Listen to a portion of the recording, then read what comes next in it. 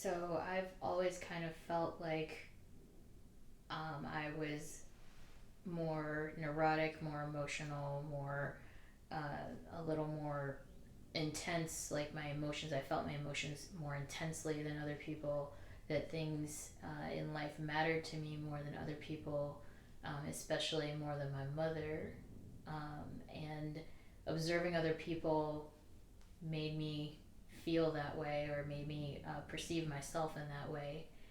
And I tried things like yoga, I tried meditation, I tried, like self care or whatever to kind of feel better or change that perception. And it always seemed, it didn't really, it would change it for moments at a time, but not long term. And so I would want to know if there is a way uh, to do that, to make that go away or to change how I think about it or feel about it, or is it a permanent perception? Do I have to perceive myself in that way? So the first thing I'll say is that in terms of you feeling neurotic or intense as compared to other people, one, it might be true, it might not be true, just because um, we are very aware of how people perceive us. So the number of people in your life who would have said that Jean is neurotic or Jean is crazy might not be as high as you think. That's the first thing. Because the face that you show is normal to them. And therefore the face that other people show could also be that way even though they're neurotic and they're crazy. And that's the first thing I want to clarify. So you might not be more crazy or neurotic than the average person. Now that does not mean that you're not neurotic and crazy and that everyone else isn't neurotic or crazy. The From my own observation of my own mind and looking at others, I think that everyone does have that neurotic emotional aspect to them that might be permanent, might always be the case. For many people, they are able to manage that because as long as they have an idea of what their life should be like, it they're okay with how they are. Because at least as long as I have someone who loves me, as long as I have some family who cares, I have some job that I care about. That's why there's so much emphasis on the outside, because those things make one feel like it softens the blow. Because this idea of changing oneself seems almost impossible, that it's not even considered as an option. So first I want to treat this question as honestly as possible to say I think many people are in this category.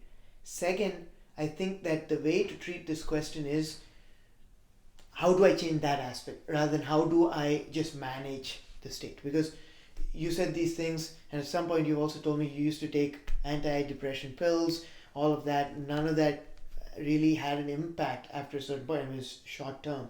So, and I know many people who had taken anti-depression pills and all of that. So what it comes to is, when it comes to your perspective, the way that you react to situations, how can you change that? That's what you want to know. Or whether we can even change it, right? So, in terms of whether you can change it, why do you think it can be changed? There are many people, like I said, that I think, again, based on my observation, that they go through the same thing, but not too many are asking this question. Why do you think it can be changed? I don't know that I think it can be changed as much as I want it to be able to be changed. In a long term way. Mm-hmm.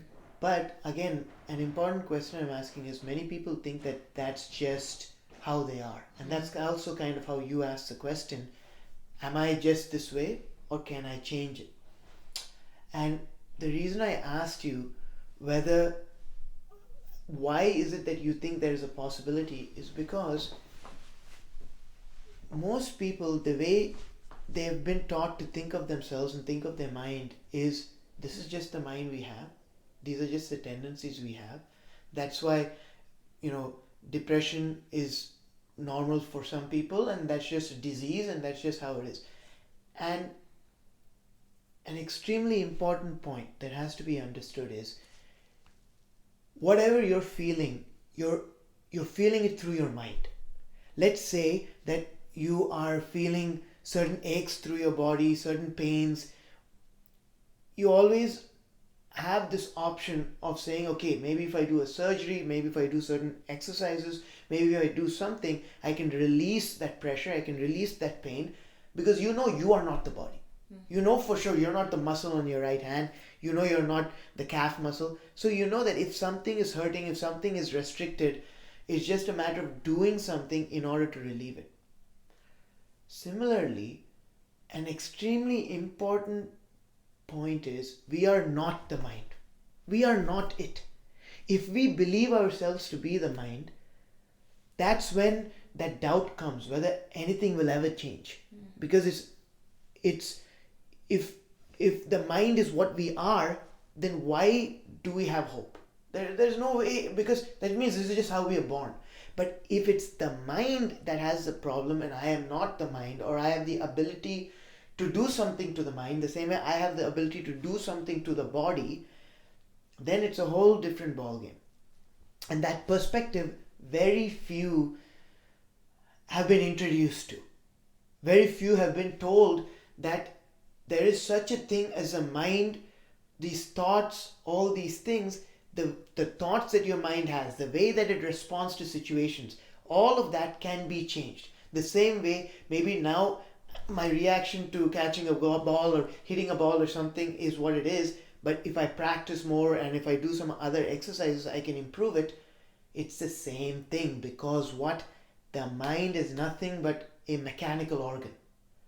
Now, why am I saying this?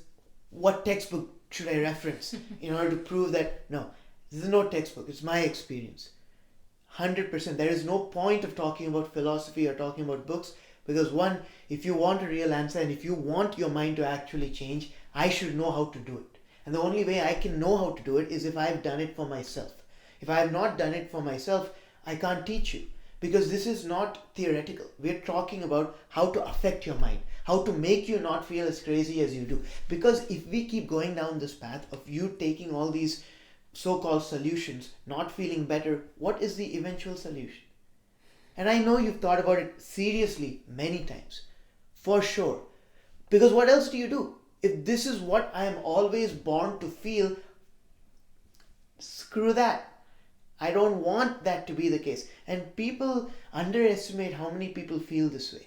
And it's not a matter of, it's not a matter of rich versus poor. And it's not like you have a very comfortable life, you can figure it out. But whether it's a comfortable life or not a comfortable life, what you go through in your mind has very little to do with that.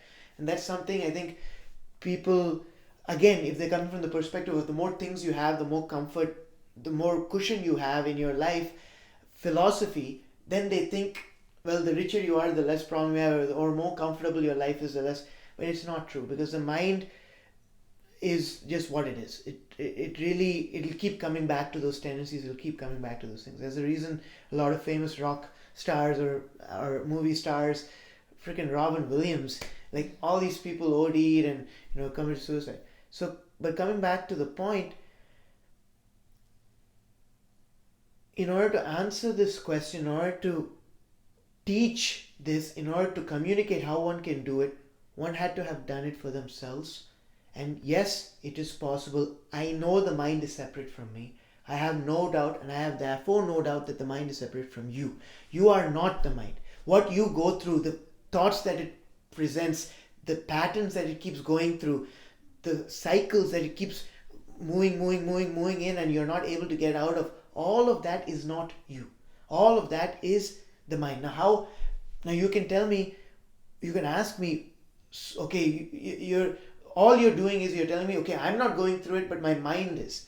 Well, that's an extremely important distinction, because if it's your mind that's going through it, now there is a possibility of saying, okay, then who am I in this process?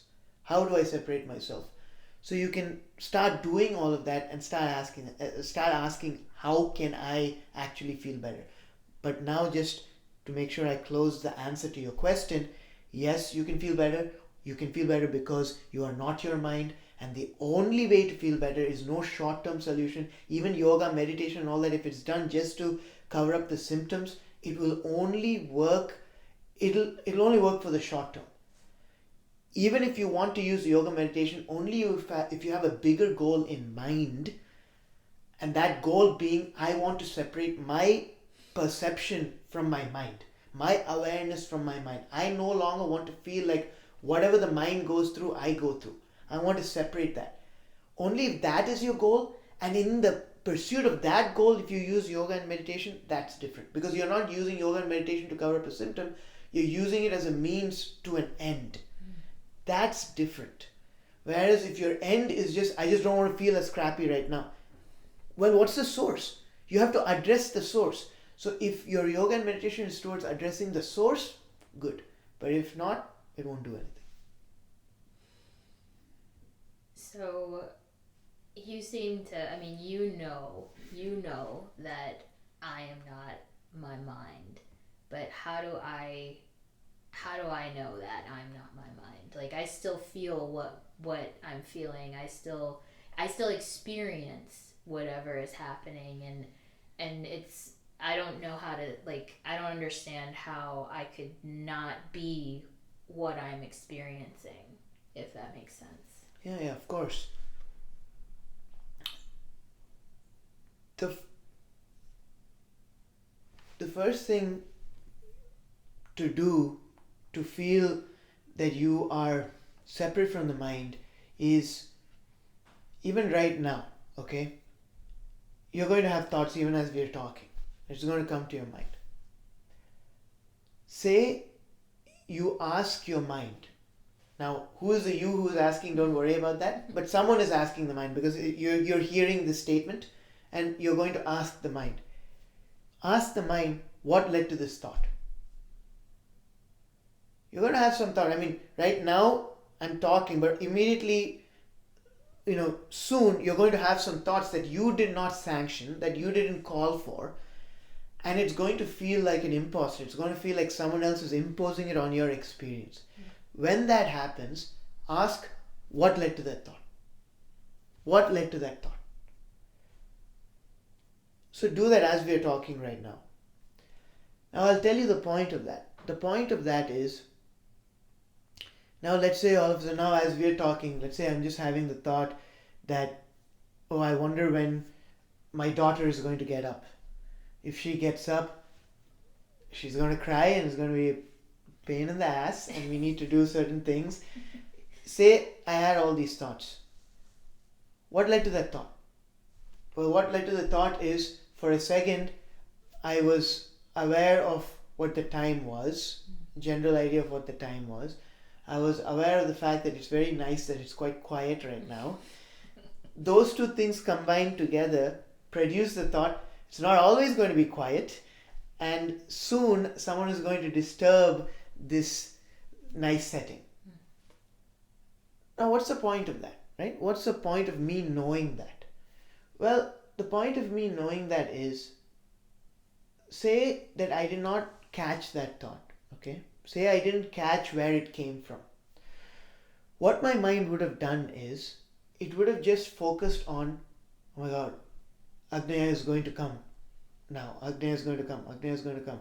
So then it'll be like, okay, answer questions quicker because Agneya is going to come. It'll just, it would not be aware of the context, of the perspective. What actually led to it wasn't a paranoia, wasn't whatever. It was just facts of, it's quiet. It's quiet because my daughter is asleep. This is what the time is. She's going to get up. These thoughts combined together. It came, okay, Agneya is going to probably come at some point. When is Agneya going to come? So now when I'm aware of that, what happens is I get a first row seat. That's funny. That is funny. That is what, I don't think that's the baby I was worried about. No, it's not. But when I ask this question, what led to the thought, what it does is it allows me to have a first row seat on my thoughts combining together. Because my perspective usually is not to look at thought. My perspective is to follow thought. Thought tells me and I do what it tells me. So my attention or the attention of the mind, the technicality doesn't matter right now, but that attention is not really looking at where thoughts are coming from. It's just looking outside. So then whatever thoughts do come, it's seen as an objective reality, because we are not really seeing thoughts come together and do something for us to perceive that thoughts are something separate from me. So when I twist that and I turn my attention towards thought by asking a very simple question, what led to the thought? What happens is all of a sudden I'm getting a live view of thoughts connecting together, leading to the thought that hit me. And it starts happening where, as I'm asking that question, it becomes more kind of a live process, where as it's happening, the question just gets entrained as a habitual aspect of my mind. Because right now also we all have a habitual aspect, which is if a thought comes, it's huge, it's important. That is the habit we have. We shouldn't think we are in default mode. We are actually having a particular perspective or modus operandum being, whatever thought comes, I need to really listen to it because it could mean the end of the world. But if you change the perspective saying, okay, that can still be there, but on top of that, I want to know what led to this thought. The mind will tell you. The mind doesn't care. It'll just listen to what you tell it. Similar to leg move. It's going to move. So now, when you do that, what led to this thought, what led to this thought, you start seeing, oh, it's quiet. Oh, Agneya will probably get up. Okay, that is why I was wondering whether Agneya is going to come or not. Okay, so that's where the thought came from. It didn't come from a fear of, oh, Agneya is definitely going to get up very soon, so let's speed this up. But that assumption could have been made if I wasn't aware of the actual context. That's one point. But another point is, when I see this, the more important point is, as I see that these are the thoughts that combine together, I start seeing that, oh, this is what's behind the curtain. Oh, this is how I get what I get. Because, of course, you can be like, well, I knew that, if I were to analyze, that's what therapists do. They analyze why you act the way you act. No. That's not what they do. What they do is they are trying to look at what are the important events in your life that shaped your behavior such that you are who you are now, and which is why you're acting the way you're acting. And that is very different from a minute to minute, second to second perception of thoughts coming together and shaping what you perceive. Because what this means is that your perception every moment is being manufactured by thoughts. It's not some objective experience.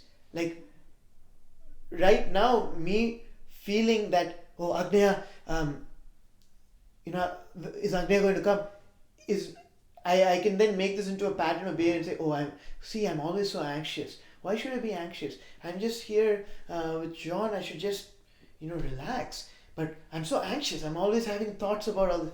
No, see, you can so easily form some kind of personality judgment on yourself when you're taking these things as a reflection of your deep-rooted tendencies and your personality traits.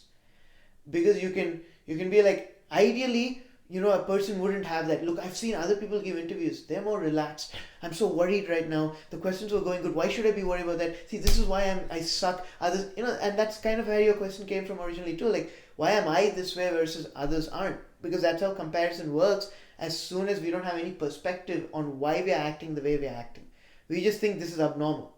And then others surely are not this abnormal. That's the first thing that comes through. But once you start actually seeing, and this doesn't take time, even now as we are talking, I'm going to ask you very soon whether you did this.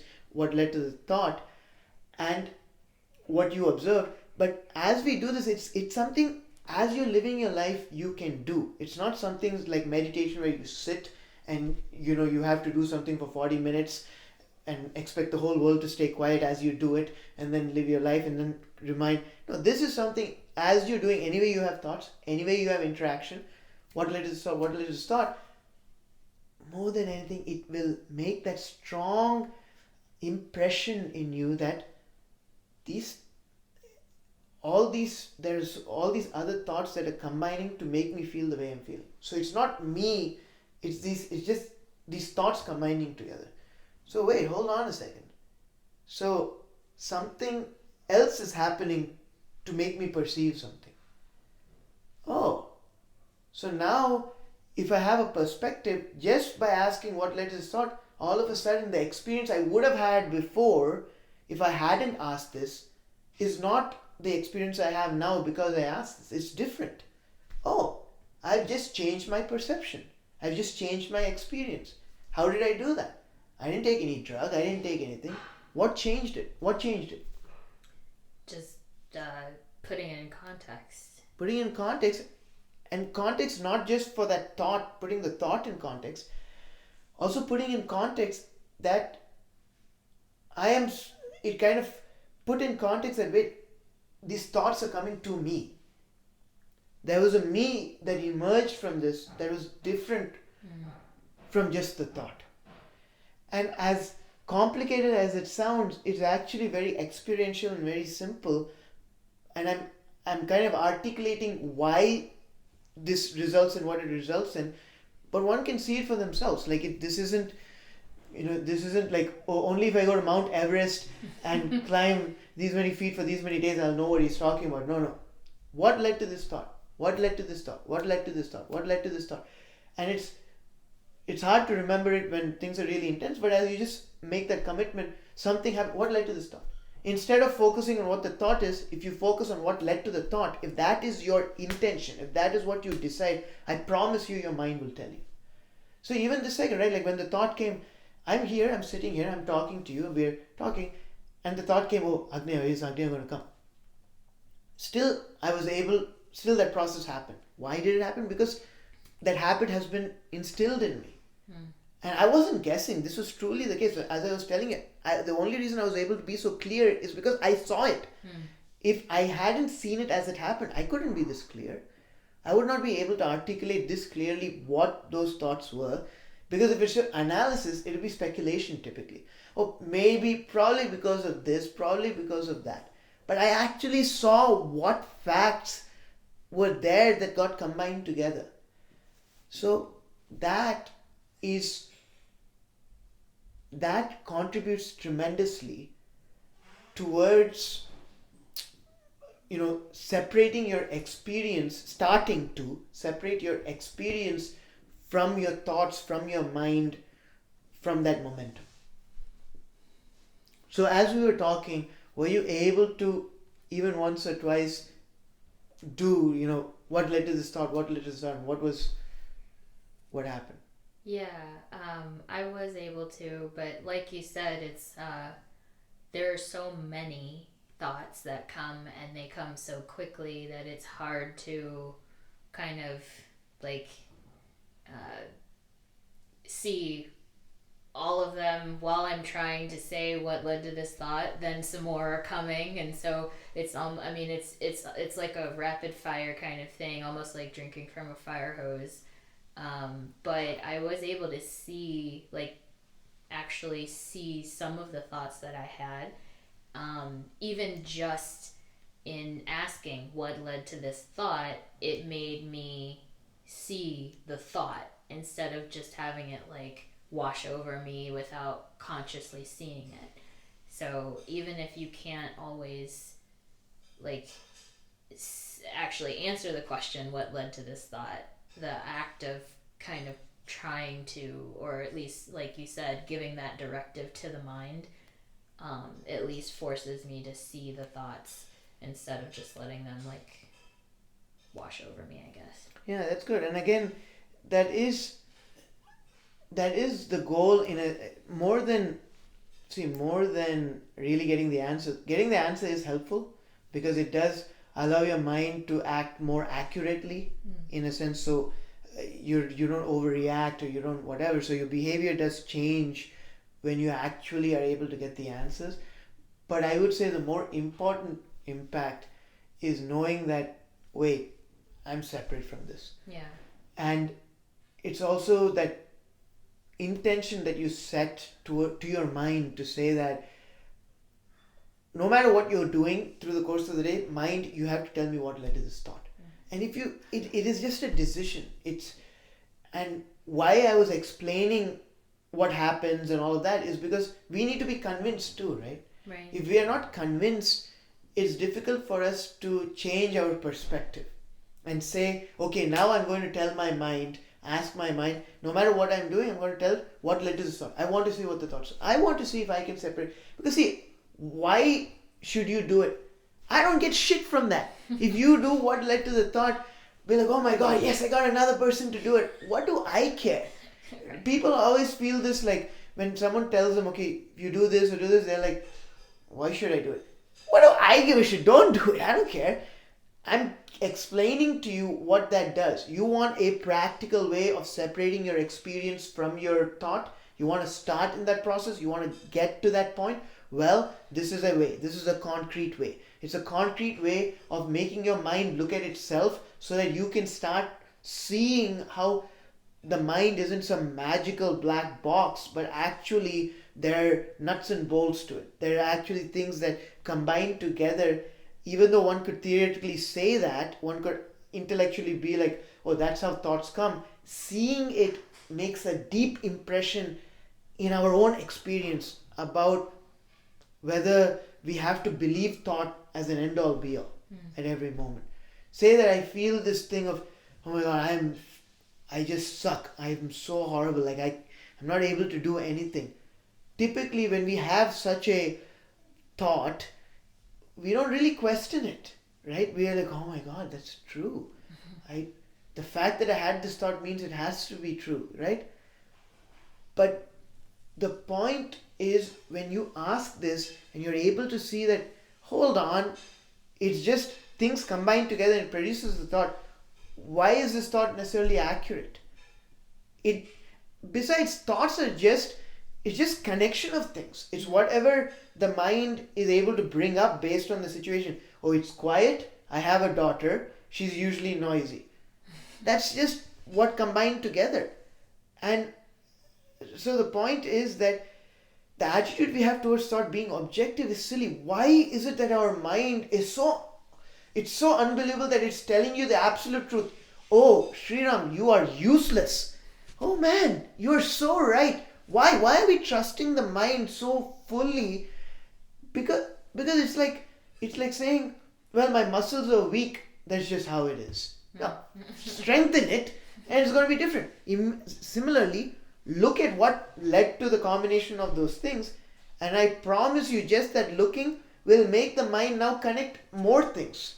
Like now, as you ask, actually, you're no longer. It's almost going to be able to connect more thoughts because now that one part of the mind is looking at itself, it's almost aware of more things that are happening. So instead of just combining the most surface things out there, it's going to be like, oh, we're actually this and this and this and this. So it's going to be more nuanced in what it presents. It's like a computational model that someone makes with 2-3 parameters versus 8 parameters. Obviously the 8 parameter one is going to be more accurate. Similarly, when your mind is now aware of more of the thoughts that are coming, it's going to connect better. So all of this points to the fact that what we believe as being objective isn't the case. And it's about experiencing it, not just intellectually knowing it.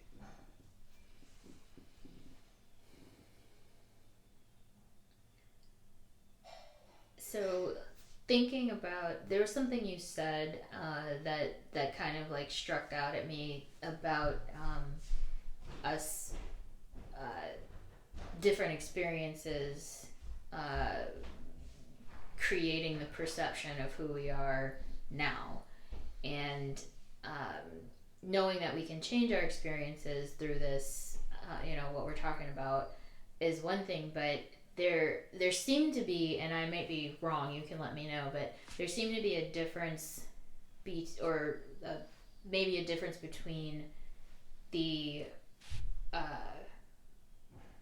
all these built up experiences that have created the person that we are now versus the current thoughts that create the experiences that we're having now. So I guess I'm confusing myself, but I think I'm trying to say, how do we know the difference between a thought that is important or relevant, I guess, or versus a thought that we can say, oh, I don't have to experience that, I can experience it in this way instead.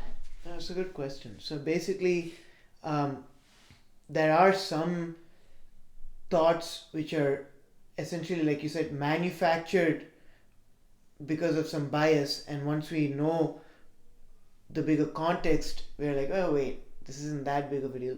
Versus there are still some thoughts which are actually accurate, which is actually like, dude, there's a big ass bull coming towards me, like, get the hell out of here, you're not that fast.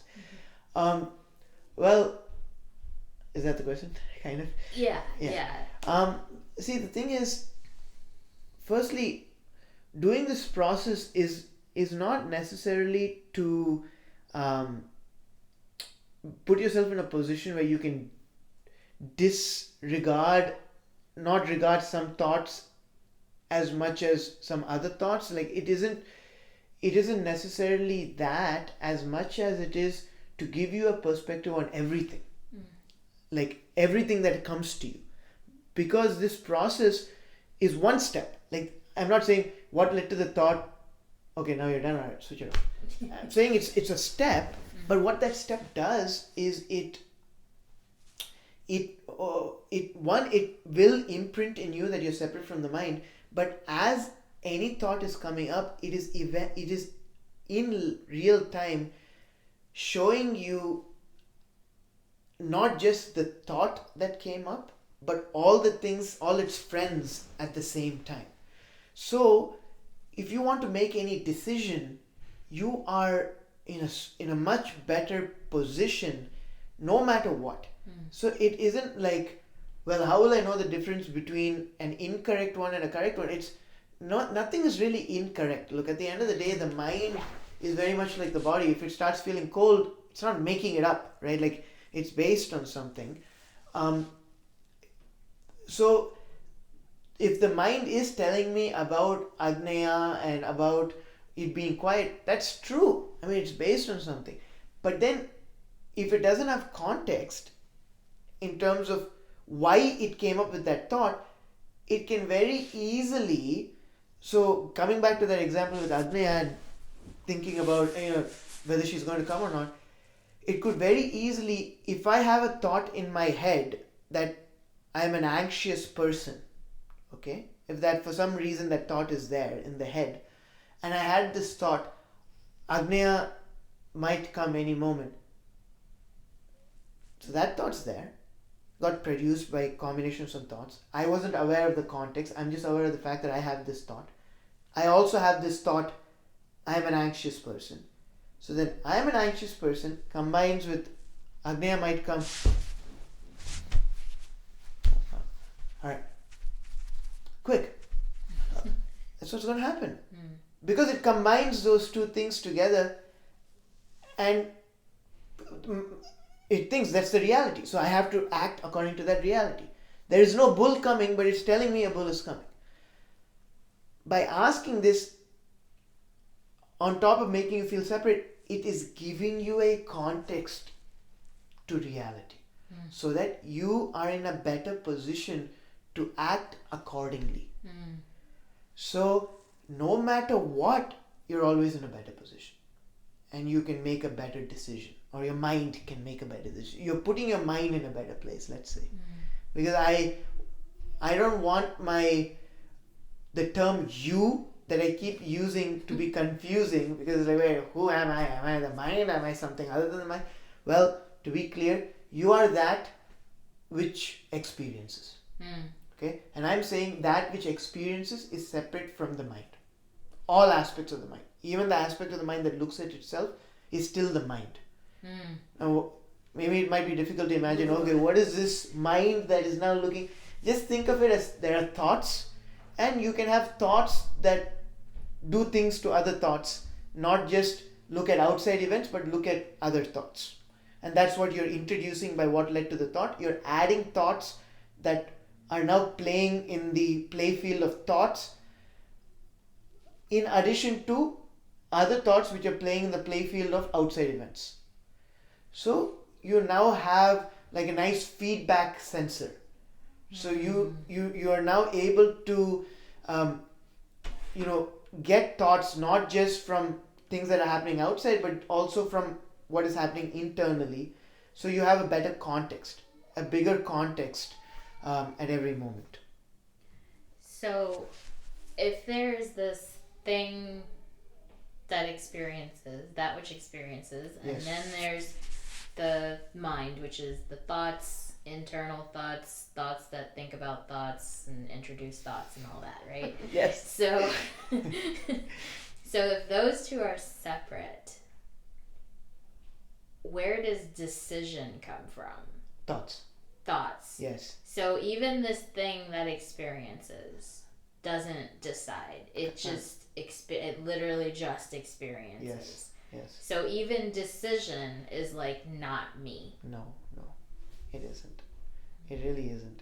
And we've always thought of it as me because we've thought of thought as me. And so obviously decision is me. I decide.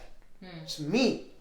Well, the second you separate yourself from thought, what becomes abundantly clear is decisions and how those decisions come about. Everything is just thought. It's just a combination of thought. Like, what is a decision anyway? It's like this and this and this, therefore this. What is that? It's just thoughts, and they all combine so quickly. How are you going to intercept it, right? And if some people, they think it's the additional reason they think it's me who decides is because their decisions seem different from other people's decisions, and so it's like, so surely there is a person here. But the only reason is because you've had other experiences or other thoughts that have entered your system based on things you've done. So obviously there's going to be a different output in you versus output in them. That's the reason. No, even twins or even siblings, they're not going to go through exactly the same experiences. Of course not. We've all had siblings. We all know that's not true.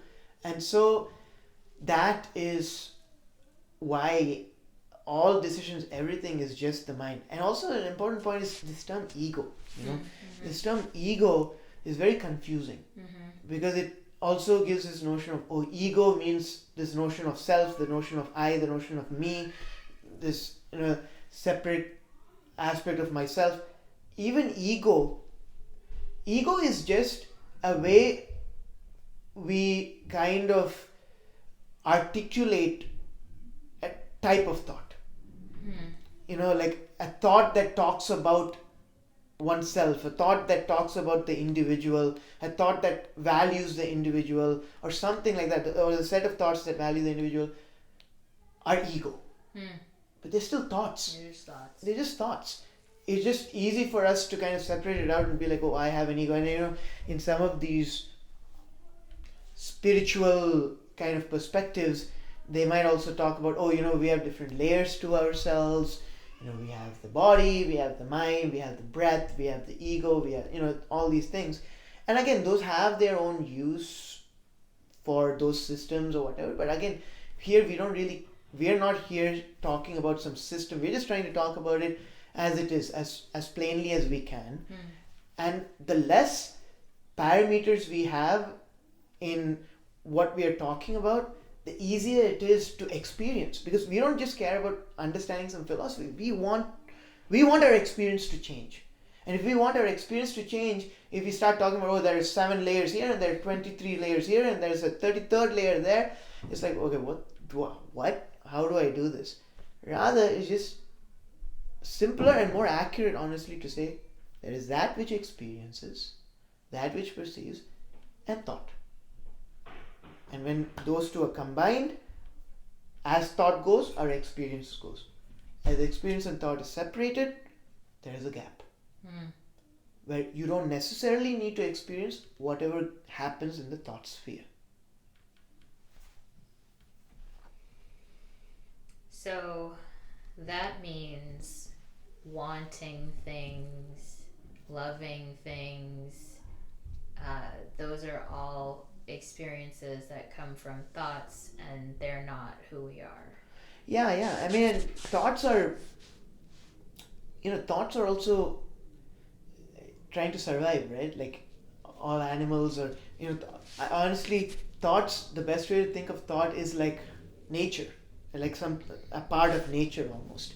And so what's the best way for thought to survive?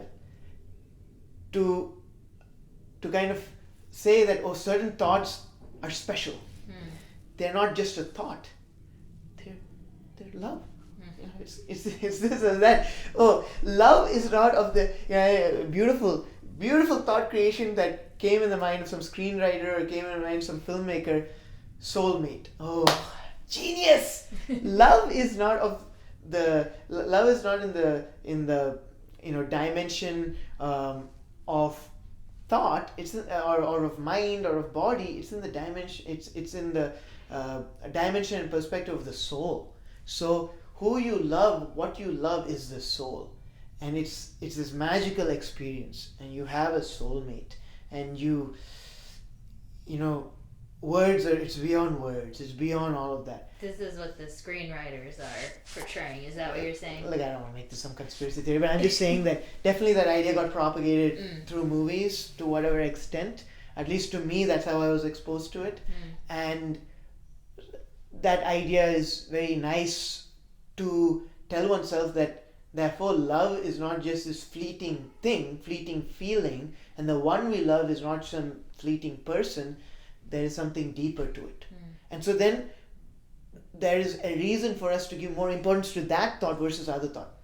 And as long as thought has some way of getting you to identify with it, it doesn't care. It's still thought. It's still playing for that team. So if you give it any leeway, you're still back in that place where you're identifying with thought. And you identify with one thought, eventually you're going to identify with the others.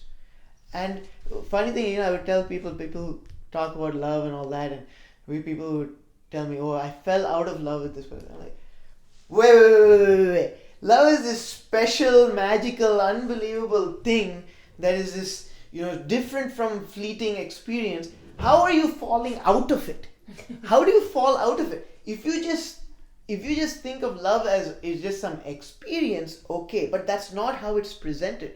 It's presented such a, if I love this person, I can do anything because love is special. And then you also say, oh, I can fall out of love.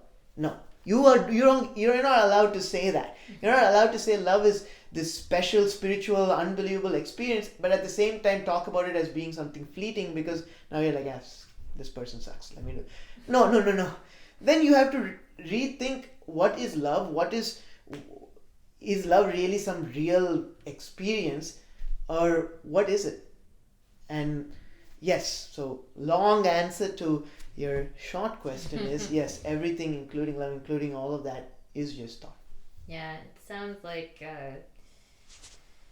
the mind, like you said, it will do anything to keep you identifying with thought. And so, when you're faced with something that opposes that identity, the mind finds a new thing to identify with, or it rationalizes why the thought you attach to is still viable, I guess. And so, and that's where you get the whole like love is everything, and then but it can go away, like because that the mind, the thoughts are trying to stay. Yeah, I mean, again, we give life to the mind and talk about it as this evil, conniving thing just because it's easier to imagine. But what is really happening, I would say, is it's just this mechanical thing of thoughts are just the real characteristic. If there's any characteristic of thought, is it just connects. thought comes, that's it. So we give this life of always trying to survive, and so it'll combine anything and all that. But that's just so that we can understand how it looks like and imagine it. But it's really just. And so that's why if we are able to see that, okay, I am separate from thought, then whatever thoughts are doing, they're doing. It now becomes this sort of, you kind of almost have a choice now, that you don't need to experience just what your mind goes through, or what thoughts go through. You can just treat thought as a practical thing. It's just like, oh, okay, this or this. It's like, it's not an end all be all thing. And that, yeah. I think a lot of people, myself included, would not believe that we have choice when it comes to experiences, or when it comes to thought, or even when it comes to who we are. We definitely don't think we have choice in that realm. And doing this, separating out the two, the mind versus the thing that experiences, and being able to perceive that choice,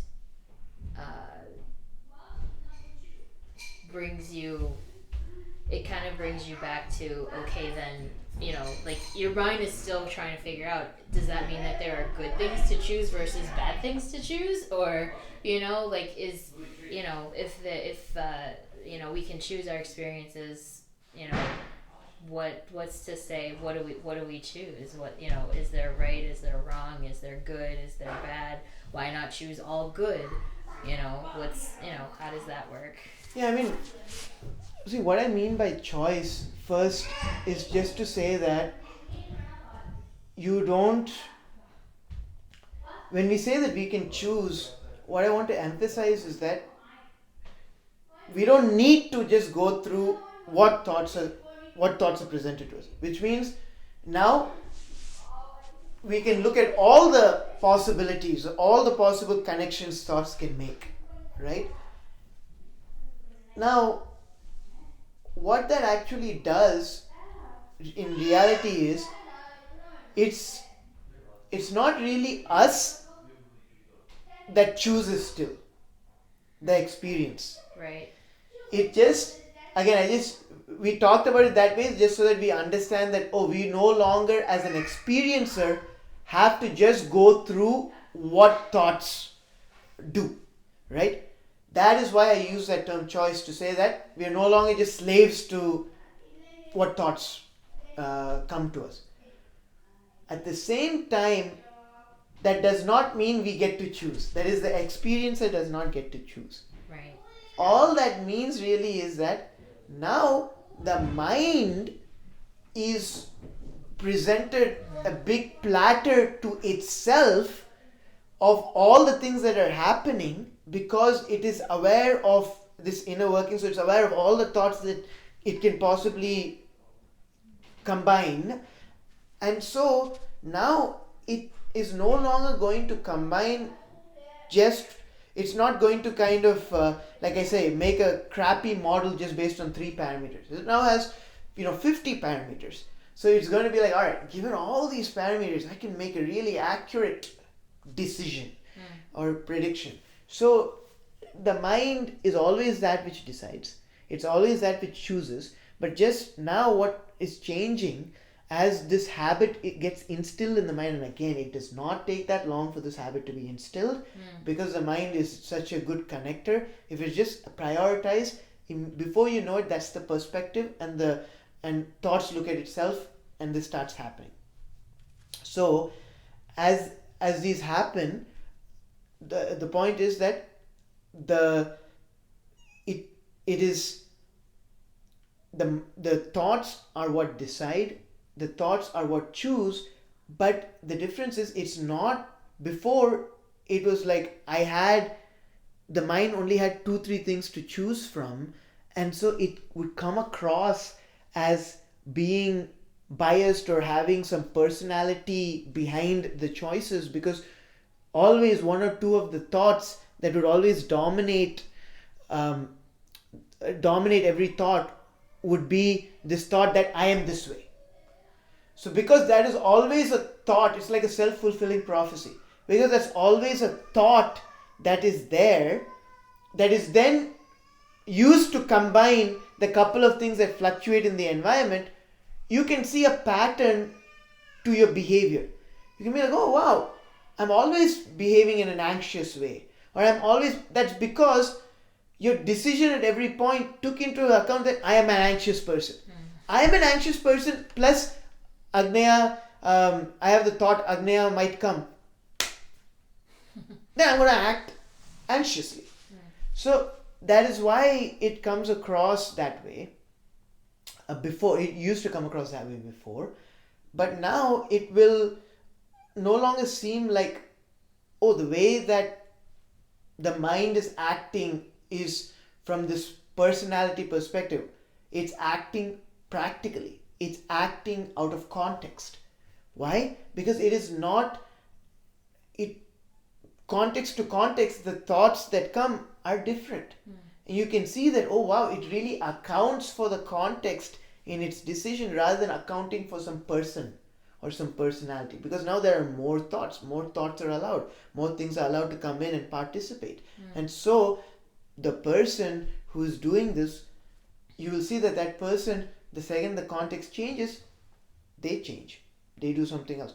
Fighting with the wife, or you're fighting with someone, and then all of a sudden the baby is crying. Like, okay. Now you can say most people do that, but many people, they're not able to. Baby cries when you just okay. You still come back.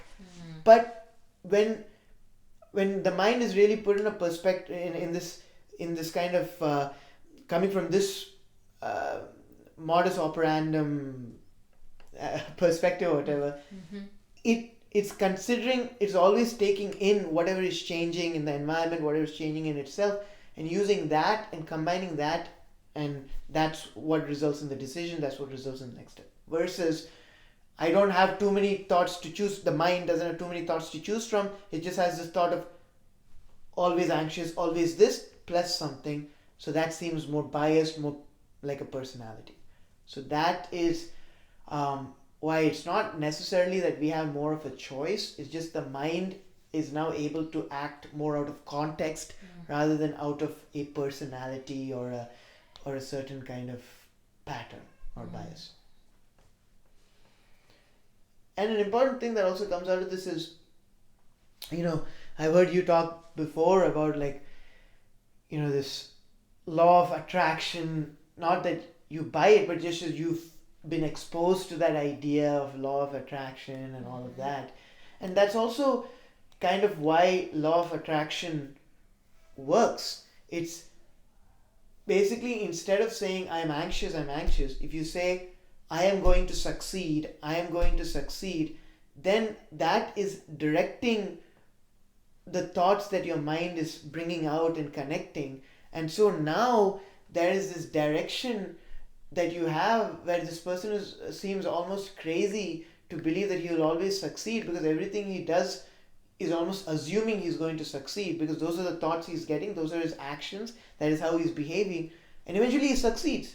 Why? Because in his mind success looks like this. He's told himself he's going to succeed. So then all the thoughts that are extracted for him are going to use that as an important parameter.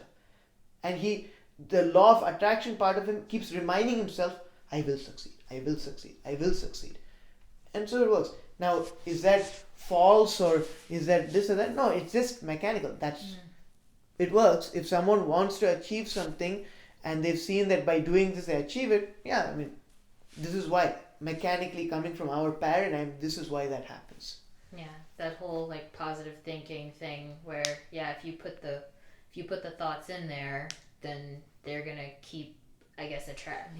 I don't want to use the word attract, but they're gonna, like you said, extract things that they can connect to. And if you have all the positive things or the whatever, like the I succeed or whatever the identifying thought is, then the mind is gonna connect that to other things that. In the environment that is consistent with that thought. Mm-hmm. To say that those are the things I'm going to present to you because you're telling me this is an important parameter and it keeps coming back, so I'm going to connect things that is consistent with that. And people who not necessarily believe in something non-material existing in the world or whatever might say, and who also believe in this law of attraction would say things like, no, you're just putting it out to the universe, right? And the universe is responding. Well, however you want to say it, whatever, but I'm just telling you from the way we are presenting things, and we want to present things such that it's as simple as possible but it encapsulates as many things as possible. This is why I would say law of attraction works given this. And like I said, I always look at thoughts not as nothing different from just nature, just as things in nature, and separate from that which experiences is aware. So maybe in some sense I can see why they say that, but I think they say that for more, wacky reasons. So I don't want to necessarily address that, but this is why I would say that works given this paradigm. Gotcha. I think we're done. Do you think we're done? Sure. Yeah. I think if we go further, it's gonna get. I saw this as like lesson 1, basically, because you talked about what led to this thought, and really, I feel like we kind of really went into like. Yeah. I mean, this could be just closed as it is, but I mean, you can stop it right now. Oh, okay.